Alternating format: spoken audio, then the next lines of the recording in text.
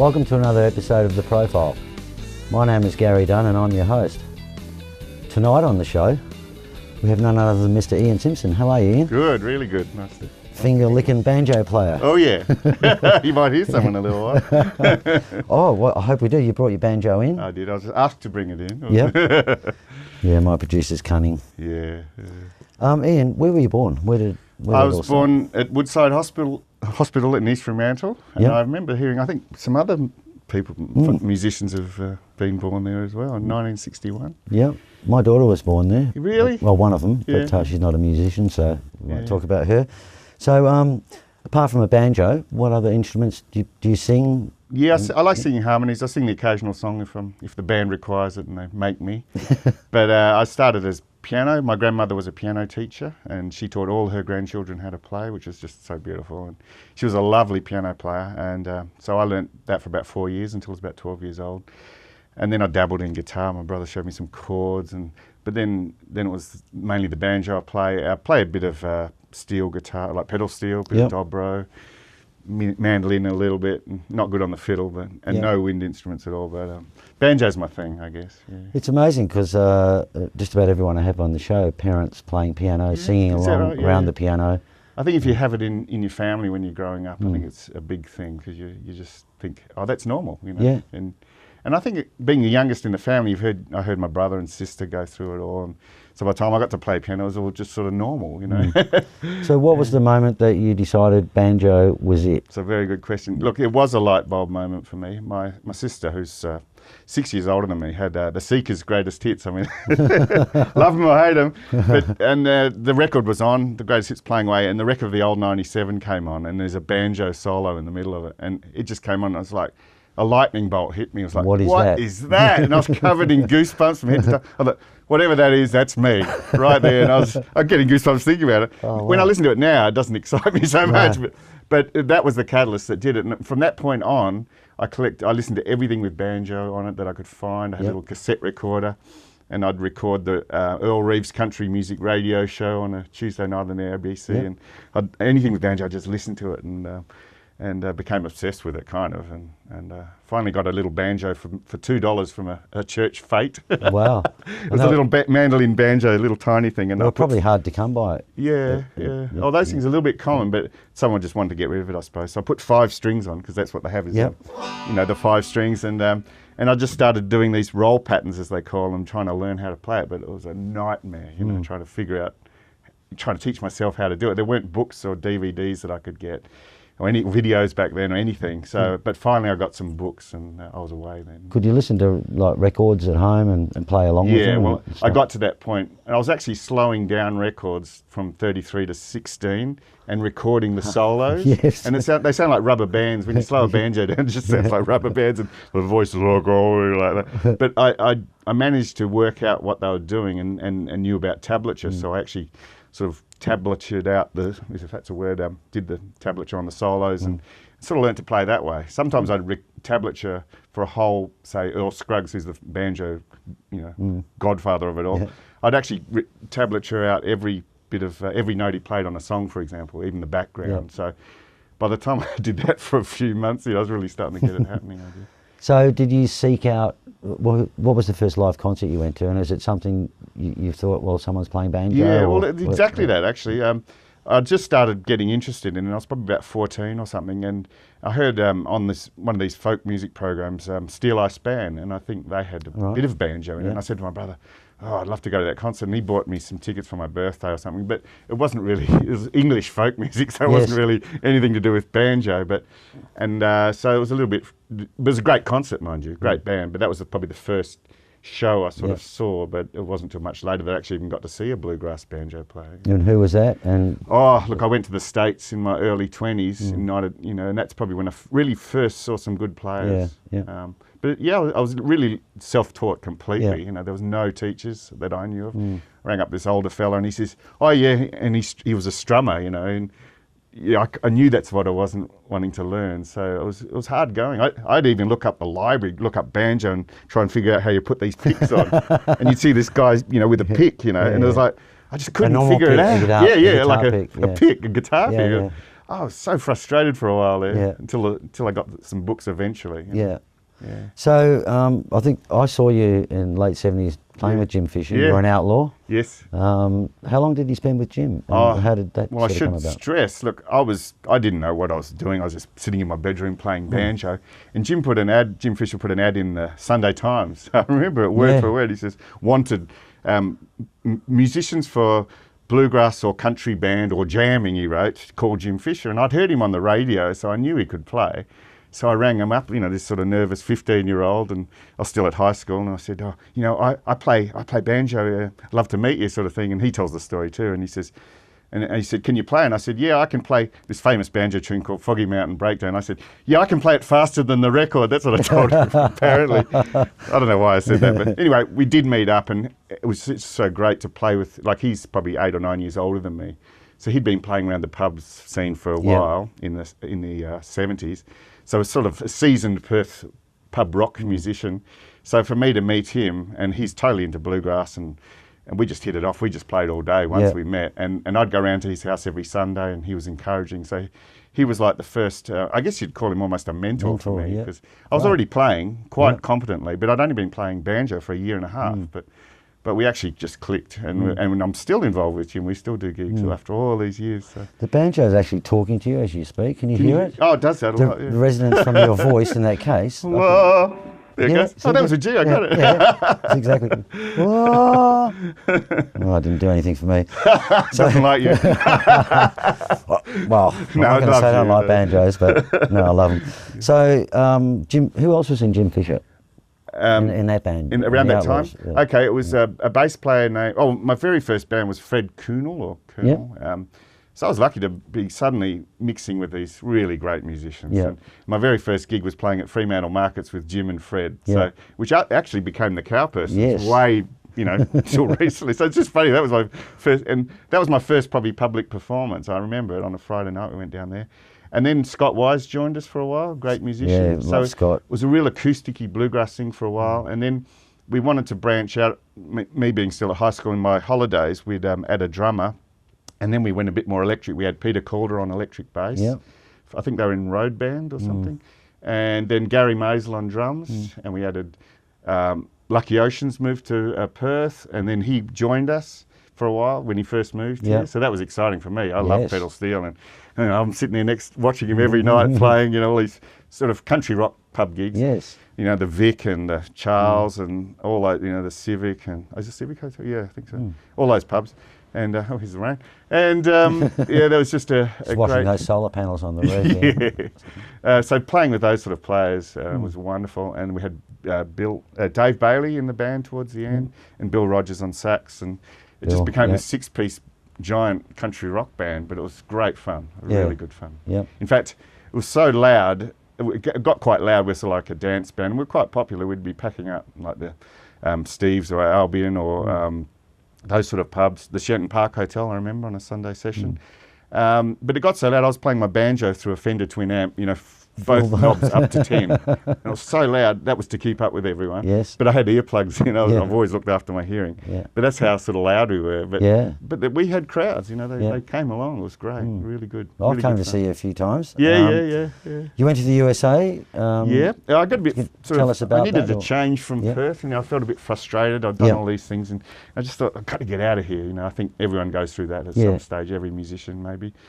And so I started going over east. I went to Tamworth and I had friends Sam Laman and Adam Gare over there, so I sort of hung out with them for a while. But then I went to the States and travelled around just on my own for about 3 months, going to all these amazing bluegrass festivals in the southeast of America. Louisiana? Yeah, well, I went there briefly, but it was more around Kentucky and Tennessee and up through Virginia. And then I went across Canada, but I bought another banjo while I was there. I met the famous banjo player Don Reno. Even went and stayed at his house, and he sold me a banjo, which I had for a long time. So I had a great experience. And after America, because that was just a shot in the arm, seeing all those amazing. How long was that? Over 3 months period. But I got a bit homesick, and part of my goal, I thought maybe I should just live here for a while, but I just wanted to come home. A young fella, So I came home back to Perth, and I was home for 3 weeks, and I thought, what am I going to do with my life? I was really at a crossroads. I thought I'd finished high school, but you know, I think I got into Murdoch University doing library studies, so that was really calling me. Library studies, playing music, you know, it was a hard decision. Oh, it's a really hard decision. But I still didn't. You can't get 7 different girls a week doing library studies, can you? No, that's true. So I was wondering what I was going to do, and out of the blue I get a phone call. My dad came running in. I remember it was a Saturday morning about 8:30. He came running into my room and said, "Ian, Slim Dusty's on the phone." Oh, I said, "Oh, sure, no, Dad." sure. Yeah, right. To one of my friends, pick up the phone and just like, "G'day, Ian, it's Slimmy." I thought, holy, that's Slim. Yeah, wow. And I thought, I know what he's going to say. He's going to offer me a job, and he did. Wow. I knew some of his and jammed with some of his band members when I was over there. You know, those trips to Tamworth and things. So that's how I knew he was looking for a multi-instrumentalist, sort of banjo, dobro sort of player. And he asked me if I played dobro. And I said, well, I'd actually seen one. And I said, yeah, I could play dobro. But luckily, I knew it was G tuning, like the banjo. So you could get your way around it. So I got there, and he had a dobro, which he loaned me, a beautiful dobro, which I used in the period I was with Slim. And so I ended up recording with him quite a bit with that and the banjo. And you played in a pub with no beer? Well, we used to do, not in the original. That was done whenever that was, but we did it live. He couldn't get away from that song. It followed him around, and people want to hear that. So that was his biggest hit, of course. Yeah, it was brilliant. Yeah. And then the Flying Emus. Yeah, well, Slim went off the road. He was getting voice nodules. He couldn't sing anymore. Yep. That's after I was with him 1.5 years. So needed another band to play in, and I was still living in Sydney, and it just sort of happened. It just morphed. I met these guys, John Kane and his sister Jenny Kane, and the fiddle player from Slim's band. We just started playing together, and a bass player. He used to play in Jimmy and the Boys, of all people. Remember that punk? We had band? Michael Parks on a little while ago, and he told us all about the shenanigans there. Well, the bass player, yes, the bass player Mike Vidal was in our original lineup. And he was with the Flying Emus most of it. So it was acoustic band originally. Then we added a drummer, and we were together about 6 years after that. So still based in Sydney at that time, and managed to win a few gold guitars and all that sort of thing. It was all fun. Yeah, then you went back to Slim. Yeah. After that. Yeah, after that, I was ready to come back to Perth again. Just a Perth boy, can't get me out of here. Can't blame you. I was all ready to come. Seriously, ready to come home. I was 30 years old, and I thought, and then Slim just rang again and said, I hear you're, would you like to join me as lead electric guitarist? And I said, Slim, I only play a bit of electric guitar. And he's the kind of guy, if he believes in something, he'll win you over. And he said, I know you can do it. Just listen to those old records and do it your way. That's what he was like. He was like that. And I said, well, if you think I can do it, I'll do it. So I got myself a nice electric guitar. And open tuning or G? Oh, no, I was playing guitar tuning, yeah. And because I always played a bit of guitar, yeah. So so I was honoured to be there every night. Slim standing next to me, and I'm playing all his lead guitar. So it was a real thrill, and I felt quite an honour. I mean, you love or hate Slim's music, but he's a blooming legend. And, absolutely, big time. He's done had done over 100 albums, and won so many awards. And the amazing thing about Slim, which I like to say, is his passion for Australian music. He was passionate about it, and you can hear it in his voice. There's not many singers. You just have to hear 2 bars of Slim and it sounds like Australia, Yeah, it's a story. Paul Kelly's a bit like that. Yeah. He doesn't sound American. And I asked Paul Kelly that one day because I know him and, obviously tour with him. And I said, what's this thing about accents? What do you think about it? People singing American accents. He said, well, you should just sing in the way you speak. And I thought, yeah. And that's how true it is. That's how you engage and enroll people. I mean, how false is it to sing in an American accent? I'm talking, it doesn't matter if you're trying to put on a show, that's fine, but if you're singing your own songs, why would you sing an American accent? Yeah. And those guys are very successful. Yeah, absolutely. God damn it. Yeah. Dag nabbit. So you toured with Billy Connolly as well? Oh, yeah. When I was in the Flying Emus, we had the same management company as Billy Connolly, and that's how it works, He was a banjo player. Yeah, well, I'll tell you about that. And he, so we were on tour as the Emus supporting him, and it was just hilarious. I'd watch his show every night, and it was always different. Yes. He'd watch the news and get ideas. He was well aware of local events, because I was just, how's he doing this? And, he'd have themes he'd go to, and it wasn't word for word. Just change the names of the places and so on and so forth. And he'd watch the news, see what's current, what's local issues, and he'd come on with that, and he'd win them all over. He had them right there every night. And sometimes, I'd be in the pool on tour at the motel or something, and there's Billy Connolly going past, and have a little chat. And he says, so Simo, you know, you like the banjo, don't you? And I said, yeah. He said, got any of those Stanley Brothers? You know, this is an old, real great mountain music from America. And yeah, so I got lots of their records. He said, oh, I shouldn't say this, but he said, oh, do you mind making me a tape? So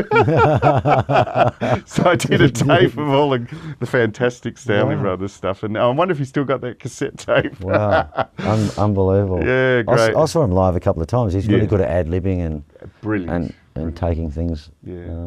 Never got to jam with them, unfortunately. I don't think we jammed banjo to banjo, but that would have been fun. Yeah. Used to wear those big, stupid clown things with them. Yeah, big boots. Yeah. Big. Plays banjo. It was good. Yeah. So Garth Brooks. Oh yes, well another. Tell me that story. There's so many. Yeah, there's a lot. You just have to tell me to shut up in a minute. No. Cut the tape. I was again on tour supporting Garth Brooks with this lovely singer named Jane Saunders. Had James Gillard in the band, and a few other. He's a Perth boy or Busselton boy, and touring around Australia. And one night, you know, doing all the big entertainment centres, etc.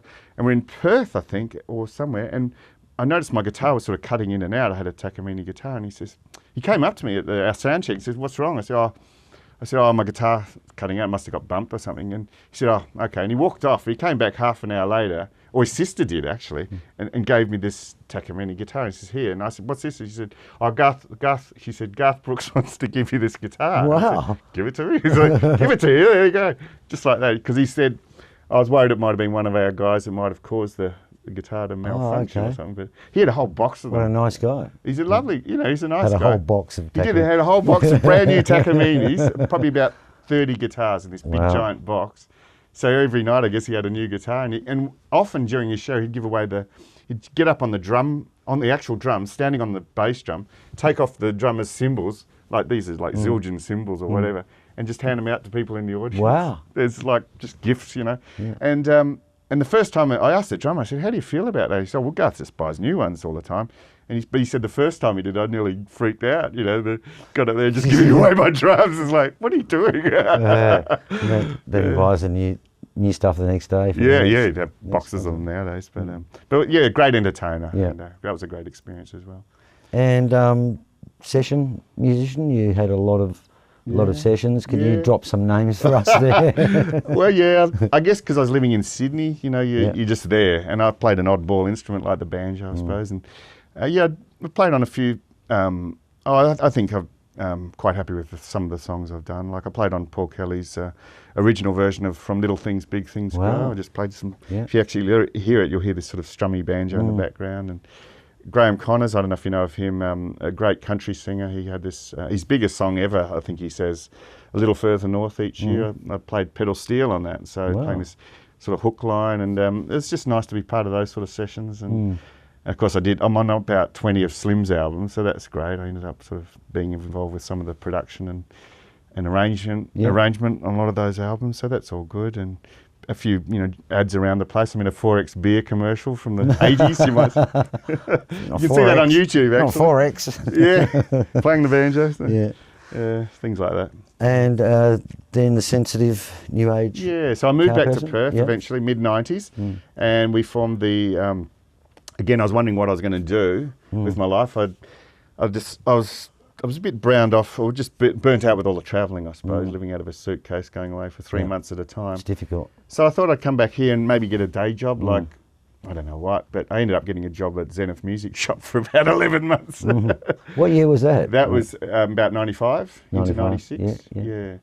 And then Jim Fisher rang me and said, "We've got this comedy band, would you like to join us?" And I went, "Well, tell me about it." And he said, "Well, we're off to England." I went, "Okay." And I quit the job. Lionel wouldn't have been happy. No, I stuck it out for 11 months, but yeah, I think we're still good friends, me and Lionel. So, so I was in the Cowpersons right to the end of that for about 10 years, and that was a great experience. You know, we travelled to UK 3 times and all around Australia, all the big festivals, and really great fun. And to play comedy and to play good music with good singing and harmonies, you've got all your guns firing at that audience, so they're going to love it. You know what I mean? It was designed for that. So that was a really great fun show. There's other people's greatest hits from the sensitive new age cow persons. Are you getting that Strachan, Strawny, up, over, this way, down, up? across, up there. Is that cool? Yeah, that's good. Yeah. And obviously now your big break, well, one of your big breaks came, I have to ask you this question, when you got that next phone call, the big phone call. Oh, you mean from Magnificent Seven? Yes. Yes. Oh, now, life-changing Tell me that story. Yeah. Come on.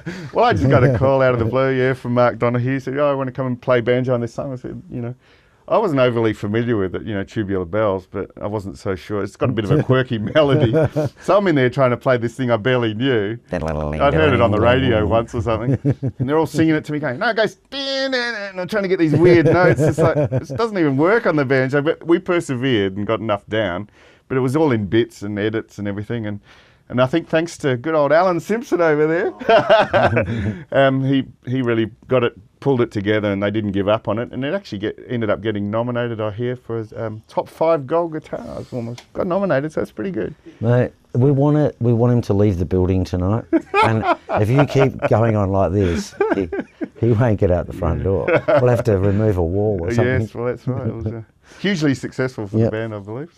So Bluegrass Parkway. Yeah, I was in them as well, sort of coinciding with the Cowpersons, and playing guitar in that band and wearing the full suits and uniform, white hats, Stetson hats and everything. That was great fun, and went to America a couple of times with them. So. You would have got those sort of ideas from Mag 7, wouldn't you? Yeah, of course. Absolutely. Very a few influential. tips you could have just left there and then just do this. And no, that was fun too. Yeah. But they're still going, great band. And Jane Germain? Yeah, and then I teamed up with, who was my partner for quite a long time, Jane. We did, she did a solo album, which I played on. I wasn't ever going to get involved musically initially, but I played on her solo album, and then we started just doing little gigs, and we did end up doing 3 CDs together. So dueling banjos, 2 banjos. Yeah, she started playing the banjo as well. She says I had nothing to do with it, but I think there must have been a little bit of influence there. But. Where can our viewers buy these albums? Oh, well, probably, for example, both of those have websites, cowpersons.com and janegermain.com if you want it. And there's video clips there and everything. Yeah, cool. And on YouTube you can see lots of clips and stuff. One last bit I've got here, Ben Elton movie. Oh, yeah, well, that's one of the latest. You're a movie latest star thing. as well? Yes, I'm now, my new career, about to launch, it's never too late. No, well, because Ben Elton lives in Fremantle, as a lot of people would possibly know, a great writer. And he's married to a good friend of mine, Sophie Gare, and I play a lot with Adam, and their brother and sister. So, in fact, Adam was in the Cowpersons. So, anyway, they rang me up one day, and Sophie and Adam said, would I play on the soundtrack for Ben's new movie, which is shot in Fairbridge Festival, and it's about a music festival. That's what this movie called 3 Summers. 3 Summers, yeah. It's about to come out later this year. Yep. And there's already a trailer on YouTube. You can have a look at it. And so I got to play on the soundtrack, and then we're just sitting in the studio, and I was wondering, I wonder who's going to actually do it in the movie. And then they said, "Do you want to be in it in the band?" I went, "Sure." So I don't, I'm not really acting or anything, but there's a couple of scenes where I'm, not just playing but doing stuff. So yeah. So you've just had a life of people just ringing you up out of the blue, saying, "Do you want to come and do this?" Slim Dusty, Alan Simpson. I know it's a bit like that. Yes, like, Magnificent Seven. It's a bit like that, isn't it? Yeah, it sounds like it. I mean, blessed for you. I'm happy. I look back. It's nice to put it all in a nutshell like this, because I look back and think, it's been a fun ride. You know? We've got this guitar here that we're hopefully going to talk to Mr. Slim Jim about auctioning this on telethon this year. Brilliant. And see if we could raise a pile of money for disabled people and people who need the money. So if you could, all our guests sign it anywhere you like. Let's do it there. Lovely. Yeah, that's great. And look, thank you. We don't spare any expense here at ProCopy. Would you like a grape? I'll have one. Thank you. Yeah. You sure only one? You can. Do you want to peel it for me? No, I could get Mark to do it for you. But Dr. Welby loves, he likes putting the microphones on everyone. So, okay. Let's move sideways a little bit. Other jobs throughout your life, because musicians have to supplement their... Always. Tell us what you've done. Okay, well, when I was 14 and I was craving to get a decent banjo, I really had a $2 banjo, I thought, oh. So in my school holidays, I mowed lawns on the council to earn my own money. Is that grape okay, just sitting? Sorry, not all over my face, is it? Yeah, so that was fun. And I got enough money to get my first Gibson banjo. Again, through Zenith. Yeah. I'm not sponsored by them. But, no, so that was good. Look, they had the best range of They bluegrass. I mean, Lionel's been bringing in the Martins for years, and it's the only shop. I bought a lot through there. Yeah. And then, I mean, in later years, like in the Flying Emus, there was a few like lean years. I didn't have enough money to get an air ticket back home one time, and I thought I've got to do something about that. So I got a part-time job as a mailbox sorter. A mailbox sorter. You know, I thought Australia Post. I thought you were talking about a mail. No. no, nothing like that. So 3 hours every morning, I'd be getting up at 6. You know, be there at 6:30. Even if I got back home from 2 at 4:30 in the morning, I'd have to get up and put all the mail in the PO boxes. But I got really good at it. So that's another job I had for a while. And then I did work at Zenith for about 11 months. Cool. So they're the only jobs. Favourite band of all time? Sorry. Oh, that's a hard one. That's really hard because one week it'll be one band, next week it'll be someone else. Yeah. But there's a bluegrass group called the Osborne Brothers, not the Osmonds, but the Osborne Brothers, and they're fantastic, brilliant harmonies. And I love the Beach Boys, of course. The original Eagles, I really love. Yeah. A lot of bands like that. And another bluegrass group, the Kentucky Mountain Boys. Red Allen and the Kentucky Mountain Boys. It doesn't get much better than that. Nice you wouldn't know these groups. But nice tooth you got there. Yeah, exactly. That's their pickup line, isn't it? Well, I usually got one tooth. Yeah, one or two, yeah. Nice tooth. So what was the best Perth band you might have seen live? Is there any one that sticks out? Oh, look, I've always enjoyed seeing Lucky's bands through the years, like the Zydercats. Yes.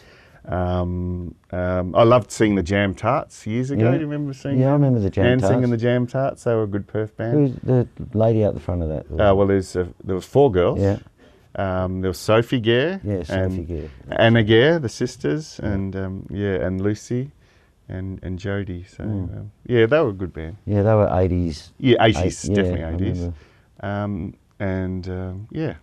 But see, I spent more time over east than living in Perth seeing bands because I was in them over here and then I left. So Cool. And what favourite TV show growing up? What would you have been watching? There was a few things like, all those 60s shows like Get Smart, Lost in Space, and anything Irwin Allen. I realised I loved Time Tunnel. Yes. And I love this show UFO. UFO. You remember that? Yeah, I remember that. Oh, loved it. And I've got the box set set at home. And I love it. Beverly Hillbillies. I love them, of course. I love them. Yeah, that was good. All those great shows. I don't think it got any better than that. So if you were stranded on a deserted island and there just happened to be a record player there that had power. Yes. Because this has been a wind-up one. There's been a point, or you could have a wind-up one. Now, there you go. There's been a point of conjecture about how you could go to a deserted island and play an album. Because this is a question I ask every week. So what album would you take with you? It's a really tough question. I like this guy. Yeah, just one? Yeah. Okay. There's this guy from the late 50s, early 60s. It's really kind of daggy music, but I grew up hearing it. A guy called Enoch Light and his orchestra. But they were like stereo demonstration records. All right. And he had this album called Faraway Places, and I think I grew up hearing it. And I still love it today. Yeah. It's a weird choice, but it's not no banjo, nothing like that. But no, I'd probably take that record. Okay, next question. What does the future hold for you, Ian? Oh, I don't know. I just am waiting for that phone to ring again. More movie roles, perhaps. As I said, this is a new career for me coming up. I love it. You're probably get a call from, Angelina Jolie saying, maybe. Would you like to be my, the other person? Sure. Play the banjo for her and serenade her. What unfulfilled ambitions do you have? Anything? Probably a little bit musically. I've written a lot of banjo tunes and often record them in various projects, but I want to do my own original banjo album. That's next on the cards probably for me. Coming up soon? I'd like to do it. It's high time, while I can still play, Yeah, fantastic. And do you collect anything? Well, you'd have to say banjos. I've got 7. Phone calls? Yeah. I've got 3 in my yard. I've got 3 motor scooters, 2 that work, and my father's old Honda 50 I've got. But that's hardly a collection, but I can't part with my motor scooters. Starting? Yeah, it's starting, and I've got some. I run an aged care facility for chickens as well. Oh, right. I've got half a dozen bantams at home, and they're all getting very old, and I can't bring myself to knock them off. You know. Oh, did you? You didn't bring that chicken tonight, did you? I should have. Damn! Why did I think of that? We got one. The dead ones could have been talking to each other out the back. Yeah, two are in palliative care at the moment, which is a bit sad. But I think my producers should be making the chicken sandwiches about now because we're nearly finished. I do eat chicken, by the way. Another grape? No, I'm good. Only you get looked after here, don't you, ProCopy? Yeah. If you peel it, I'll eat it. Okay, now, what would you put on your gravestone, Ian? Oh, that's a funny one. Being a band, I'd probably write, when's the next gig? No, that's good. When's the next gig? When's the next gig? Or the other one I thought of is, what happens now? Because I don't know what happens now. Nobody does, really. No, not unless you come back. Yeah, well, yeah, that could happen. As a frog or something. Knee-deep. What's the next question I'm going to ask you? You've just thrown me right off there. Get it together. You're making me laugh too much. What's something nobody knows about that maybe you could disclose? I've probably already done that, haven't I? With the chickens and the motor scooters. And, well, do a push for third time lucky. Yeah. I love bushwalking. Yeah. That's a little hobby of mine. Yeah, every Sunday. Someone must know you bushwalk, but. Oh yes, secret hobby. I mean, yes. That's I probably haven't got too many of those that I want to disclose. Okay, no worries. You can tell us off air. I'm sure everyone's interested. Banjo you brought with you tonight. Yeah, I've got it right here. Is there a possibility that we can get you to Hatfield? Oh yeah. American banjo, yeah. I've only had this a few months. Yeah, handmade in America. It's like a boutique sort of maker. Jack Hatfield, yeah. Want me to play something, I suppose? Oh, please. Any requests? Beverly Hillbilly. Grab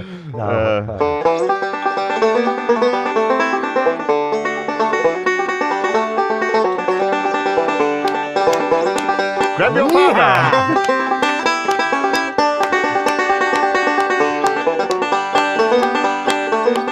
You'll come back now, here?